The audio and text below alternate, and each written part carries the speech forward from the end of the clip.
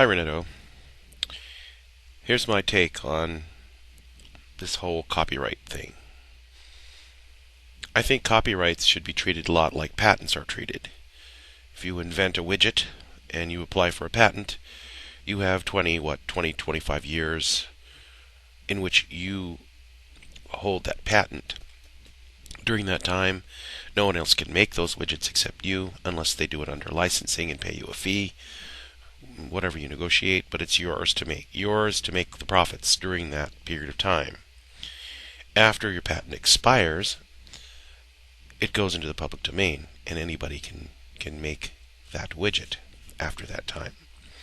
Now, in the patent world, I understand, and you're an expert on this, and you might want to flesh this out or correct me if I'm wrong. I understand that if you make a significant improvement to your product, that you can make another patent, and then that way your product is patented for a longer period of time. I think that copyrights should be handled in that way too. If an author writes a book or writes a song, the way that the law stands now, that belongs to that author in perpetuity. Your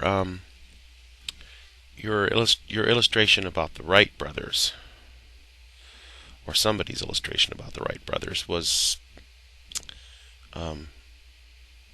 rather interesting. But if somebody creates this book, if they want to come back in 20 years and make a significant improvement or change to the book and republish it under a new copyright, then I believe that that would qualify it for a longer period of time. However, most people don't do that. They write the book and that's the end of it. And then, in 25 years it goes into the public domain and no questions asked. Anybody can use it any way they want after that time. And the artist or author has that period of time to make their profits. That seems fair to me. Also, I feel that there should be a differentiation in copyright law for the difference between for pay media and for free media. An example of a for free media would be this video. I feel if I wanted to have a background music from a major name artist, I should be able to do so without infringing on the copyright, because I'm not making any money from this video. My intent is not to make any money from this video. So I feel that this kind of a use, and any kind of a use that is for free, should be exempt from the infringement rules. However, if I were to receive a remuneration for this video, say for example, if I was a partner and I was receiving money through the partnership program for my videos that I produce on YouTube, then I would be a member of the quote for pay media, and therefore be subject to the rules, because if I'm making money off of somebody else's work, then they have a legitimate claim that I'm ripping them off. But if I'm not making any money and my intention is not to make money, then I should be completely exempt. They should be patting me on the back for giving them exposure.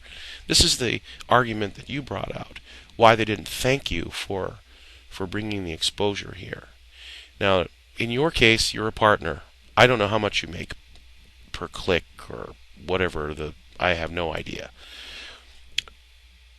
But you stood on shakier ground morally than someone like myself, who is making nothing from their participation in YouTube, and stands to gain nothing from their participation in YouTube. Now, if YouTube were to come to me and say, "Be a partner tomorrow," and then that might change. But you get my point. Anyway, that about wraps it up. You made some very good points. I like it, and I'm glad you're not banned from YouTube. I think if you were banned from YouTube, it would definitely cause a stir. I think it would make the national news because you are a significant user here. And if YouTube is going to be so ridiculous with its rules, then they deserve to be unmasked as idiots.